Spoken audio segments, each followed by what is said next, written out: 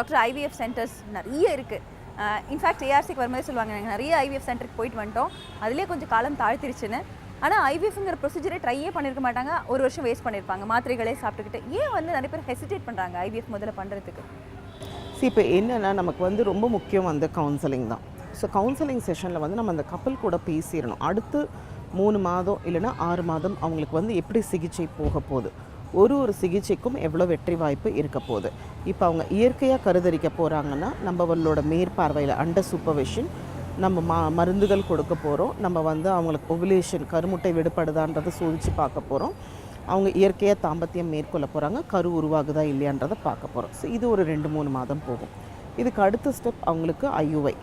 அந்த IUI treatment நம்ம சரியான முறையில் பண்ணி 2 இல்லை 3 ஐயுஐ முறைகள்லேயே அவங்க கருதரிக்கலைன்னா அடுத்த ட்ரீட்மெண்ட் நம்ம அவங்களுக்கு வந்து சோதனை குழாய் சிகிச்சை ஐவிஎஃப் எக்ஸிட் ப்ரோக்ராமை வந்து நம்ம கொடுத்துடணும்.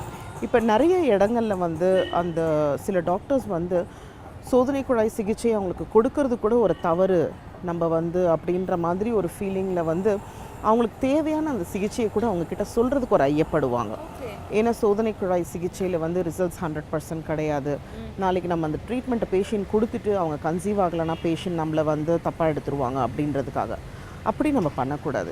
இவங்களுக்கு வந்து சோதனை குழாய் சிகிச்சை தேவைப்படக்கூடிய ஒரு தம்பதியினர்னா அவங்களுக்கு வந்து நம்ம அந்த சிகிச்சையை அளிக்கணும். அதை கொடுக்கறதுன்றது தவறு கிடையாது. ஆனால் அந்த சிகிச்சையை பற்றி முழுமையாக அவங்களுக்கு நம்ம புரிய வைக்கணும். இதில் என்னென்னலாம் நல்லது ஏற்படலாம், என்னென்னலாம் கெடுதல்னு வரும்போது பெரிய கெடுதல் ஒன்றும் வரப்போகிறதில்ல. அவங்க வந்து ஒன்று சிகிச்சை பயன் அளிக்கலைன்னா கரு தங்காமல் போயிட போகுது. ஸோ இதை நம்ம அந்த தம்பதியினருக்கு புரிய வச்சோம்னா கண்டிப்பாக வந்து அவங்களும் காலதாமதம் இல்லாமல் சீக்கிரம் சிகிச்சை எடுப்பாங்க.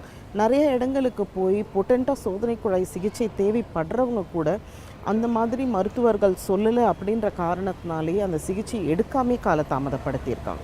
ஸோ கண்டிப்பாக வந்து நம்ம அவங்களுக்கு என்ன சிகிச்சை தேவையோ அதை அவங்களுக்கு விலக்கி கோரினா தம்பதியினர் எடுக்கிறதுக்கு தயாராக இருக்கிறாங்க.